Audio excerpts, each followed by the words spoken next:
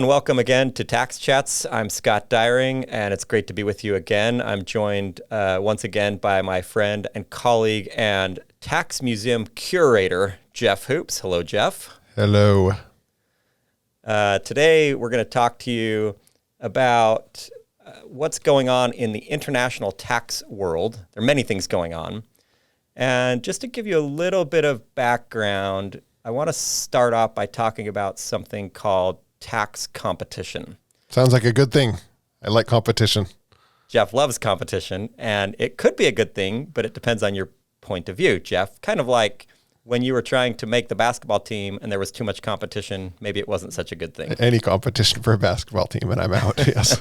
So I went to a school that was small enough that if you could run up and down the floor without tripping, you could make the basketball team. That was a lack of competition, which provided benefits for me. Okay, so what do we mean by tax competition? Countries, generally speaking, like to have firms invest in their countries. It provides jobs. It provides lots of benefits to a country. And one tool that some countries use to attract businesses is the tax rate. So they might lower the tax rate to make the country more attractive to investment. As different countries start competing for the same companies, they might begin lowering their rate, and then the next country lowers its rate, and the next country lowers its rate, and this kind of systematic lowering of rates over time has been termed the race to the bottom. Do you like that kind of competition, Jeff? I don't like races very much. Doesn't like races. Okay. So we don't want to engage in that kind of a race. And there are many people, politicians, policymakers, and so forth, who view the race to the bottom as a problematic issue. And so there has been some effort among many countries that to cooperate instead of compete. And this has led over the last several years to a lot of international cooperation on taxes, and it's really starting to heat up over the last, I would say, year or so. It's been going on for a long time, but it's really heating up. And so when Jeff and I were thinking about this, we were thinking, who among the people that we know knows the most about this topic? And one of our friends came to mind, an expert in tax policy and international tax in particular, Tom Neubig. So Tom has agreed to join us. And let me just give you a brief introduction to Tom, and then we'll welcome him to our show. So Tom has spent the last part of his career, I believe he's now retired, but the last part of his career working for the OECD in Paris, working on what's called the BEPS project. And we're going to define these terms for you shortly.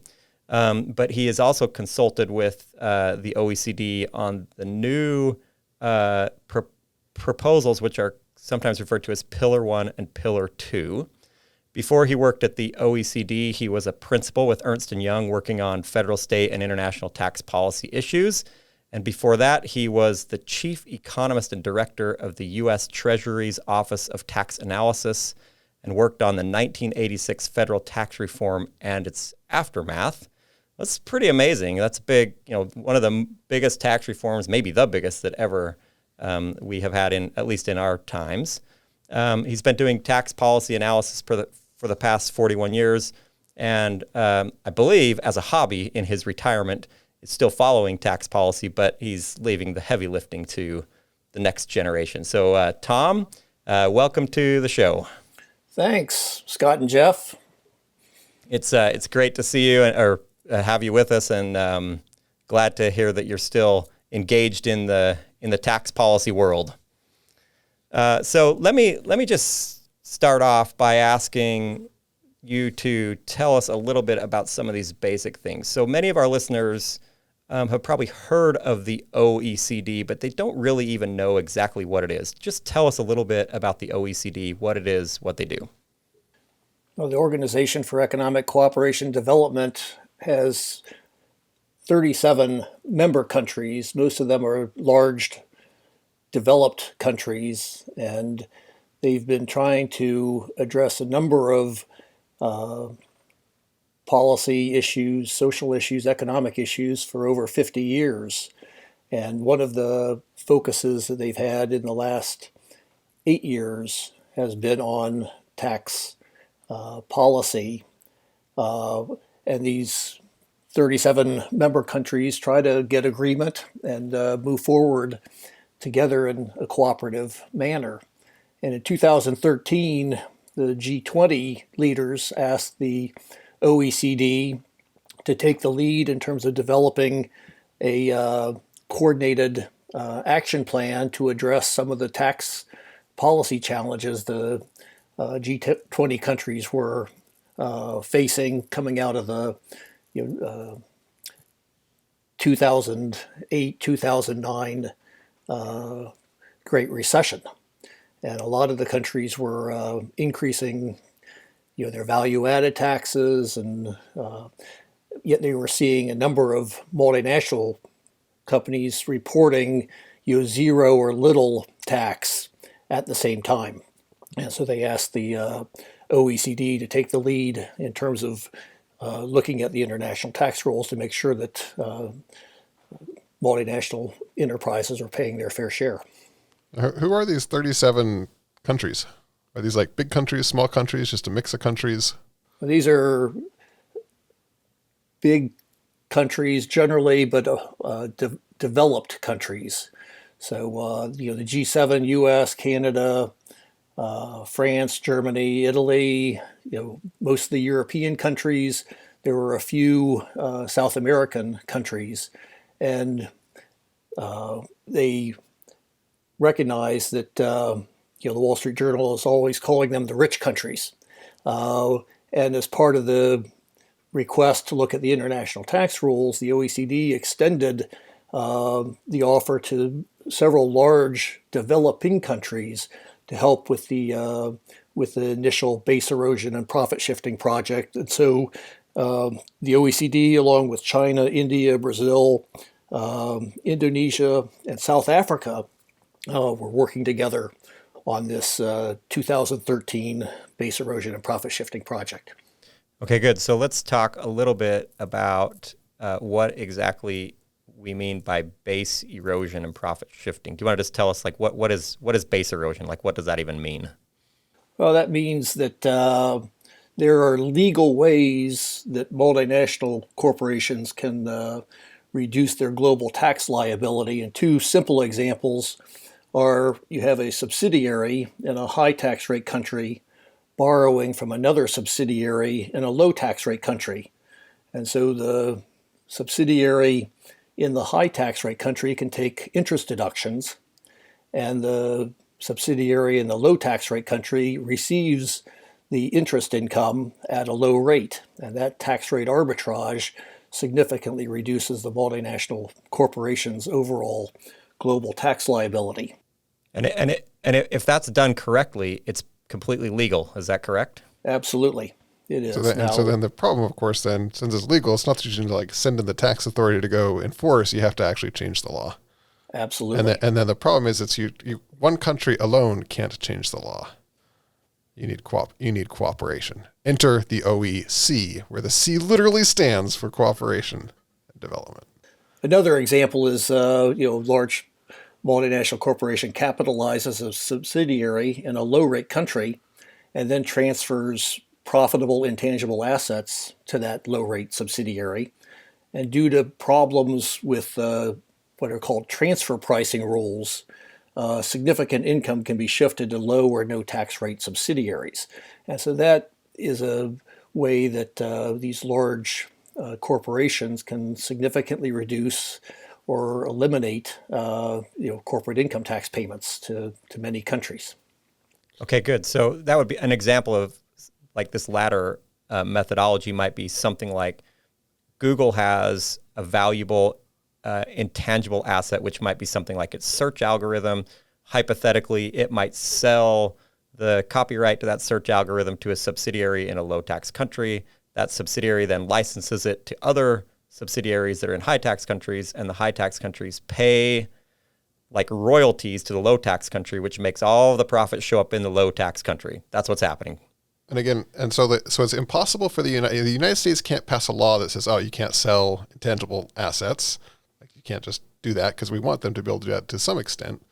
And the United States can't pass a law that says, oh, Ireland, where these intangible assets are likely going, you have to raise your tax rate. And so you have to, that's where the cooperation needs to come from. You need like more than one country coming. Okay, so now here's another question. Another term that's floating around is this term called the inclusive framework. So does the inclusive come from the idea that it was designed to include more than just the countries that are a part of the OECD, or what's the idea behind the naming it inclusive framework? Scott, you're right on. There were complaints that the G20 OECD BEPS project did not include input from developing countries. They had the 5 largest developing countries, but they didn't have a number of other countries included. And so the initial BEPS project was expanded to include now 141 countries in the inclusive framework on BEPS.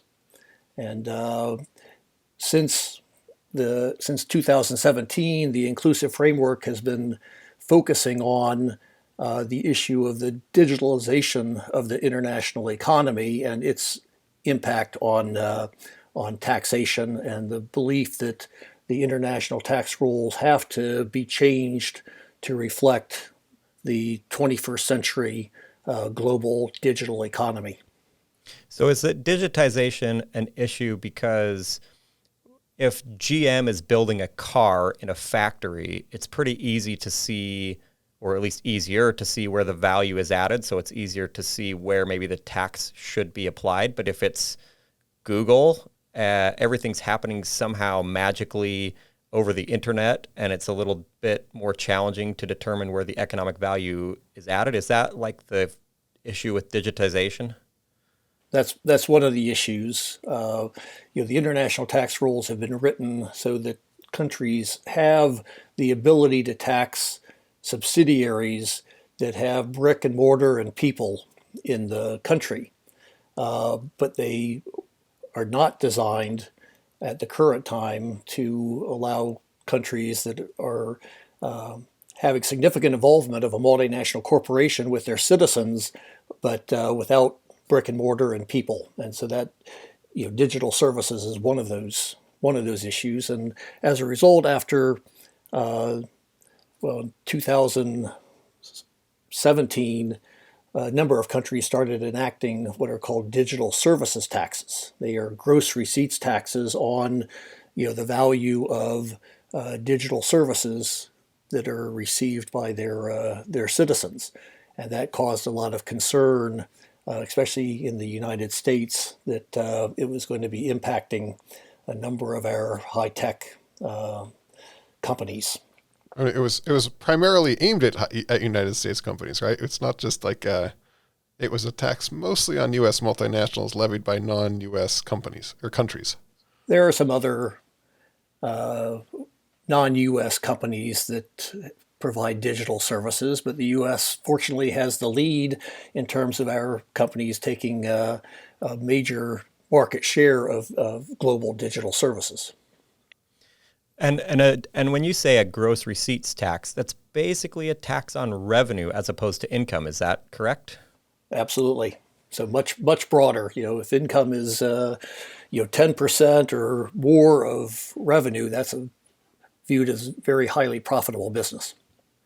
Yeah. Okay. Great. So lots of stuff happening. In fact, I seem to recall that when I believe the French started taking the lead on this digital services tax, that President Trump was kind of threatening to retaliate with taxes on French wine or something like that. And cheese, I think. And cheese.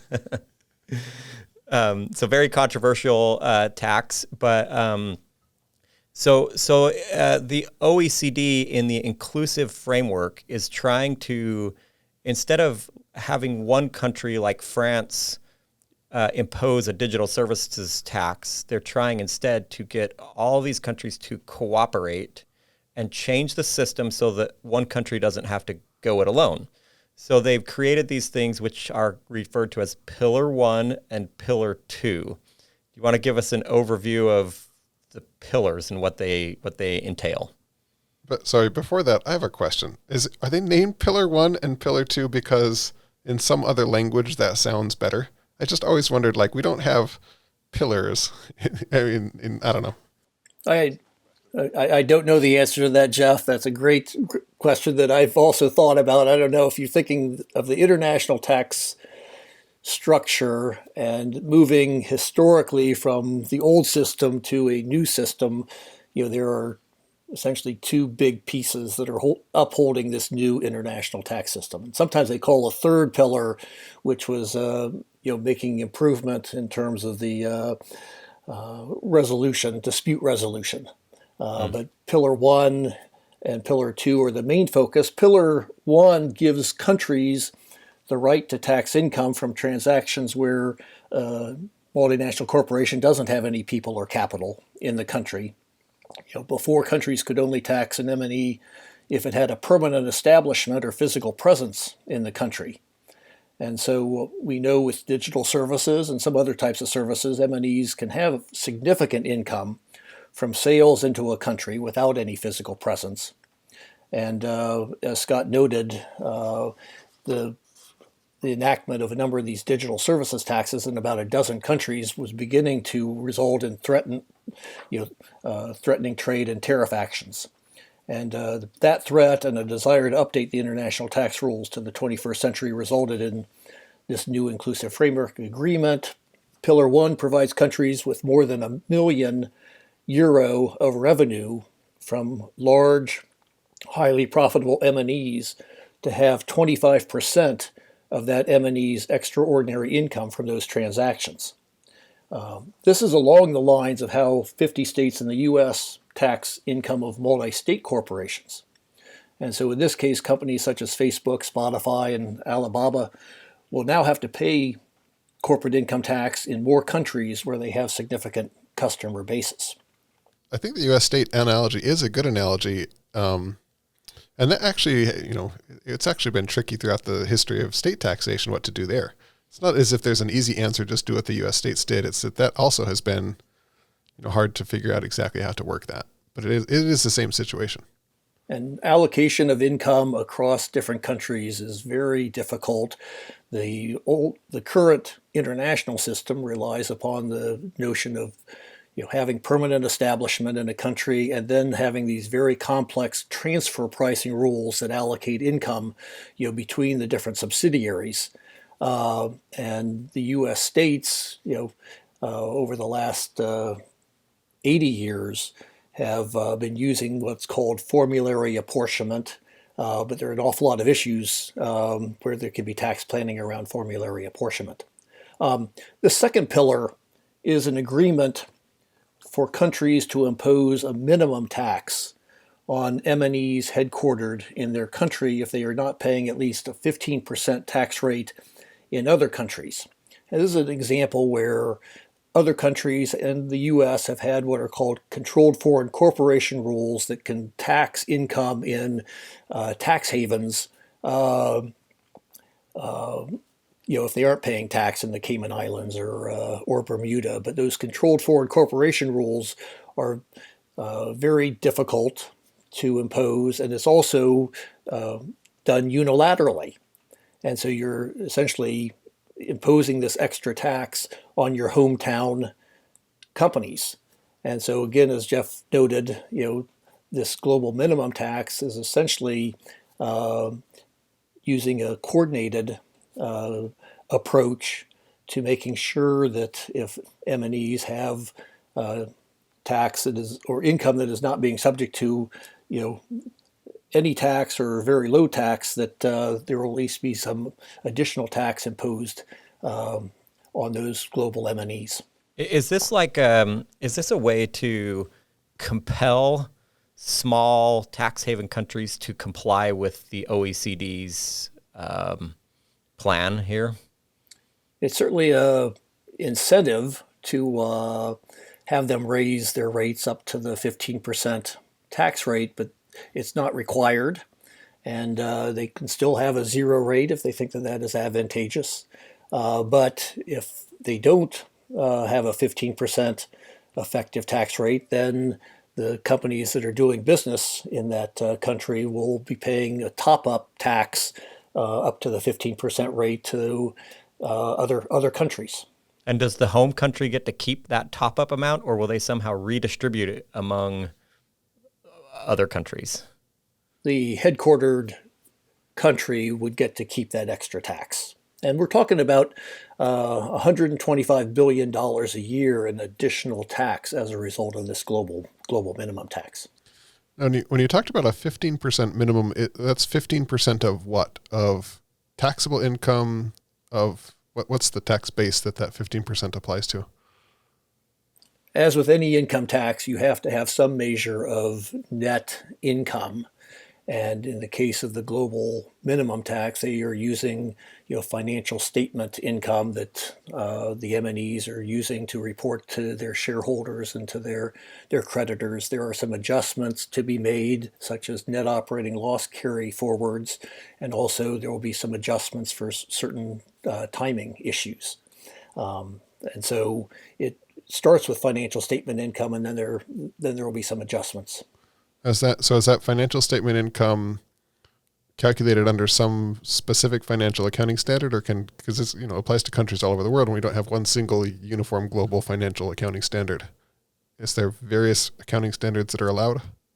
Jeff, I haven't delved into that detail. I suspect it's probably the financial accounting standard that the headquarter, the M&E is currently using for reporting. Okay. Yeah, that's pretty interesting. Jeff and I are on record, I guess I would say, with regard to the new proposed alternative minimum tax in the U.S., which is related to a tax on financial accounting earnings. And this is like another way that financial accounting earnings are entering into the tax landscape. And it's interesting because, as you know, and Jeff and I know because we're accountants and we think about this, measuring income is a tricky thing, and the incentives to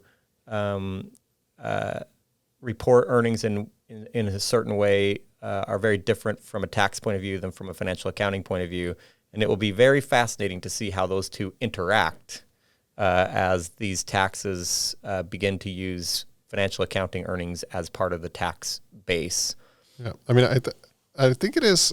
I think so. It is definitely a tax on book income, but there are different motivations, right? In the international sense, is that you have to have some kind of global tax base to apply this 15% minimum on. If you're the OECD and you're thinking about this, and it's not like you can just take all the different countries' tax bases and add them up, because like they all have different rules, and you can't do that. So there's a different motivation, I think, in the two. In the domestic way we want to do this, and then in this OECD version of taxing book income. That's right. I mean, minimum taxes are second best backstops to systems that allow income to be subject to very low tax rates, either through specific low rates or through aggressive tax planning. And so any calculation of a global minimum tax has to be both uniform and consistent across countries. And so again, that's why they start with financial statement income that's being reported to shareholders and to creditors, but then they do make adjustments, and they'll make adjustments for net operating losses and also some timing issues.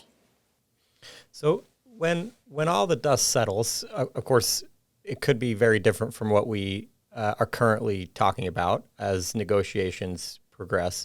But suppose that Pillar 1 and Pillar 2 are sort of adopted widely and enacted into law. Actually, we should back up just a little bit. Just because the OECD has created this inclusive framework with Pillar 1 and Pillar 2, that doesn't create a law. So what has to happen next for this to actually become like the law of the land in all the different lands of our globe? Well, this is where they say OECD only creates soft law, and you're right, Scott, that national jurisdictions will have to enact changes to their national tax laws. And that is what was done in the case of the initial BEPS project in 2015. There were 4 minimum standards, and countries had to make changes in order to conform with those 4 minimum standards. Countries will have to have changes to their national laws to reflect Pillar 1 and Pillar 2. In the case of the global minimum tax, the United States already has, to some extent, a type of global minimum tax called the GILTI, the Global Intangible Low Income Taxable Income. The big difference between the U.S. current GILTI and the OECD the Inclusive Frameworks GLOBE is that the global minimum tax is done on a jurisdiction by jurisdiction basis, and the U.S. GILTI is currently done on a aggregate or overall global basis. So the United States would have to change its GILTI proposal to be done on a jurisdiction by jurisdiction basis. That is something that the Biden administration has proposed, and that is something that would need to be done in 2022, which in hopes that the global minimum tax as well as Pillar 1 would be implemented in 2023. So is it? So, I mean, you mentioned we've done this before. The OECD had these 4 recommendations. They were adopted by countries, but none of those were as dramatic as imposing this a 15% minimum tax.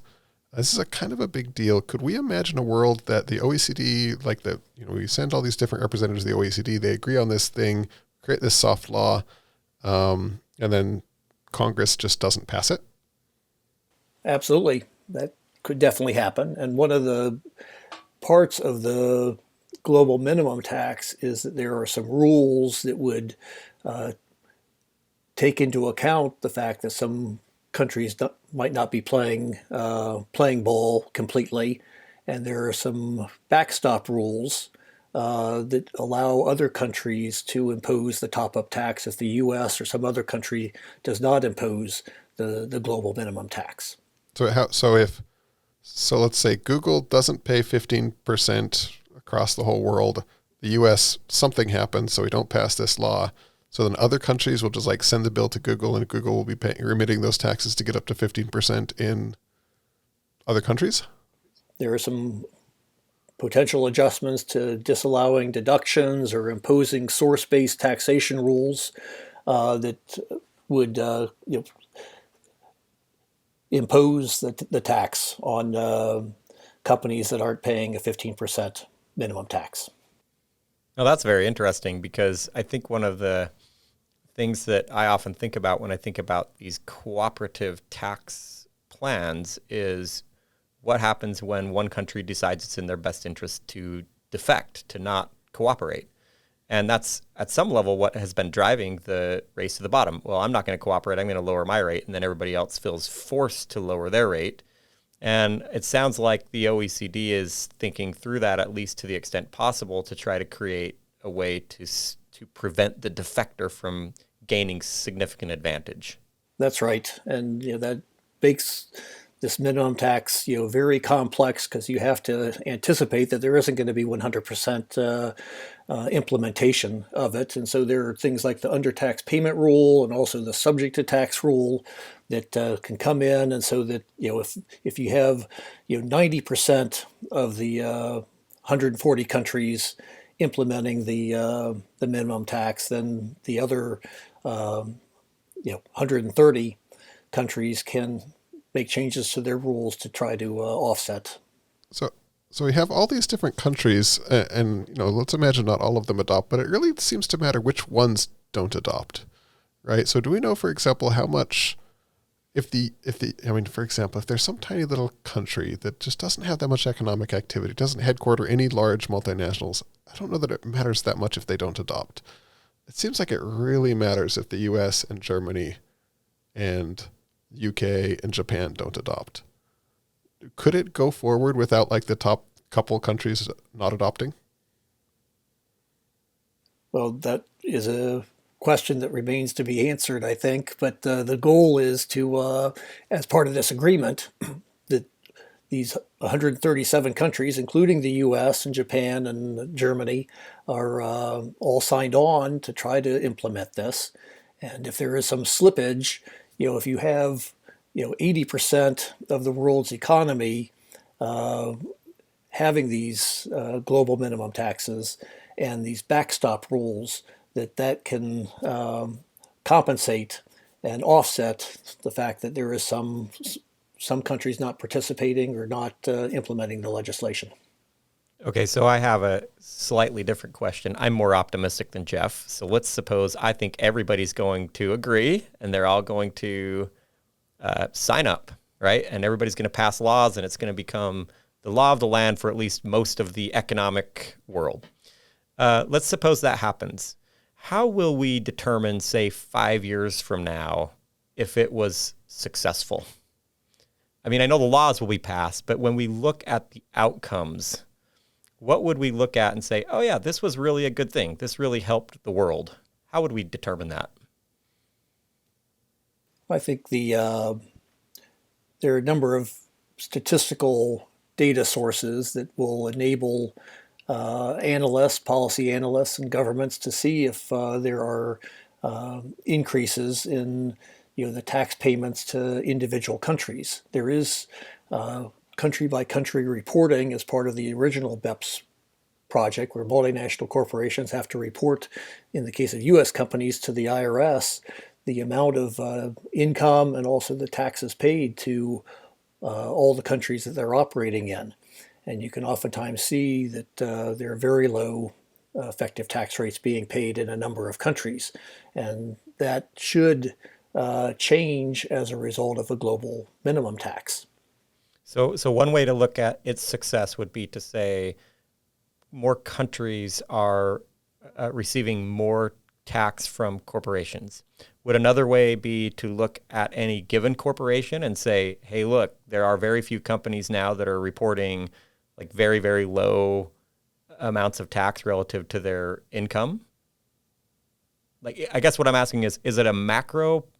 Will we know we succeeded if the macro data say something or if the micro data say something, or does it need to show up in both places?